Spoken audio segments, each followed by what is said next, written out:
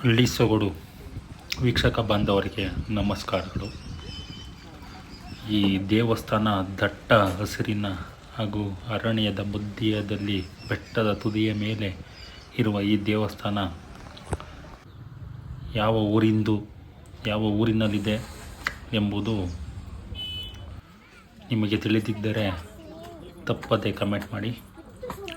ಸುತ್ತಲೂ ಕಾಡಿನ ಮಧ್ಯೆ ಬೆಟ್ಟದ ತುದಿಯಲ್ಲಿ ನರಸಿಂಹಸ್ವಾಮಿಯ ದೇವಾಲಯ ಹಾಗೂ ಕೆಳಭಾಗದಲ್ಲಿ ಲಕ್ಷ್ಮೀ ನರಸಿಂಹಸ್ವಾಮಿಯ ದೇವಾಲಯ. ನಿಮಗೆ ಯಾರಿಗಾದರೂ ತಿಳಿದಿದ್ದರೆ ತಪ್ಪದೆ ಕಾಮೆಂಟ್ ಮಾಡಿ. ಹಾಗೂ ಗರುಡಾಂಜನೇಯ ಹಾಗೂ ಅಲ್ಲಿ ರೌಡಿಗಳ ಸಂಚಲನ.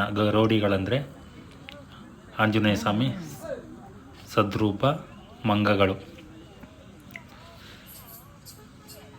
ಹಚ್ಚ ಹಸಿರಿಗೇನು ಕೊರತೆ ಇಲ್ಲ. ಹಾಗೂ ಕೋತಿಗಳಂತೂ ಹೊಸ ಇಲ್ಲ, ಜಾಸ್ತಿನೇ ಇದೆ. ಅಲ್ಲಿ ಒಂದು ಅಚ್ಚರಿಯ ಸಂಗತಿ, ಪ್ರೀತಿಯಿಂದ ಹೋದರೆ ಎಂಥ ಪ್ರಾಣಿ ಬೇಕಾದರೂ ನಮಗೆ ಅಚ್ಚರಿ ಮೂಡಿಸುವಂತೆ ಮಾಡ್ತವೆ. ಹಾಗೆ ಈ ಕಂದಮ್ಮನ ಜೊತೆ ಈ 2 ಮಂಗಗಳ ಆಟ. ಬೆಟ್ಟದ ತುದಿಯಲ್ಲಿ ನಿಂತು ಕೆಳಗಿರುವ ದೇವಸ್ಥಾನದ ವೀಕ್ಷಣೆ ಹಾಗೂ ಸುತ್ತಮುತ್ತಲಿನ ವೀಕ್ಷಣೆ. ಜನಸಂದಣಿಯಂತೂ ತುಂಬ ಜನ ಇರ್ತಾರೆ ಶನಿವಾರದತ್ತು. ಕೆಳಗಿರುವುದು ಲಕ್ಷ್ಮೀ ನರಸಿಂಹಸ್ವಾಮಿ ದೇವಾಲಯ, ಮೇಲಿರುವುದು ಉಗ್ರ ನರಸಿಂಹಸ್ವಾಮಿ ದೇವಾಲಯ. ಬೆಟ್ಟದ ತುದಿಯಲ್ಲಿ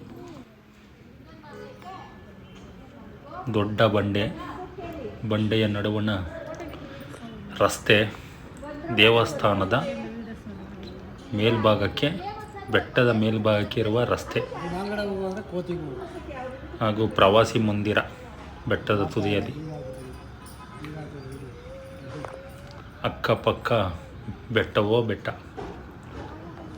ಹಾಗೂ ಹಸಿರಿನ ತೋರಣ.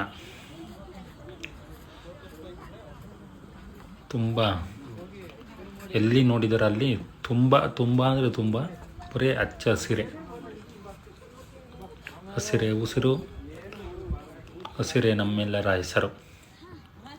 ಹಸಿರೇ ಈ ಭೂತಾಯಿಯ ಹುಡುಗಿಯೇ.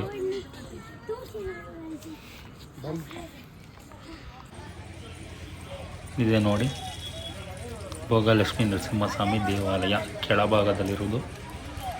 ಬೆಟ್ಟದ ಮೇಲಿರುವುದು ಅಲ್ಲಿ ವಿಡಿಯೋ ಮಾಡೋಕ್ಕಾಗಲಿಲ್ಲ. ಕೆಳಭಾಗದಲ್ಲಿರುವ ಭೋಗಲಕ್ಷ್ಮೀ ನರಸಿಂಹಸ್ವಾಮಿಯ ದೇವಸ್ಥಾನ ಹೊರಾಂಗಣದ ಚಿತ್ರಣ. ಒಳಾಂಗಣದಲ್ಲಿ ಮೊಬೈಲ್ ಪ್ರವೇಶವಿಲ್ಲ, ಚಿತ್ರೀಕರಣಕ್ಕೆ ಅವಕಾಶವಿಲ್ಲ, ಅದಕ್ಕಾಗಿ ಕ್ಷಮಿಸಿ.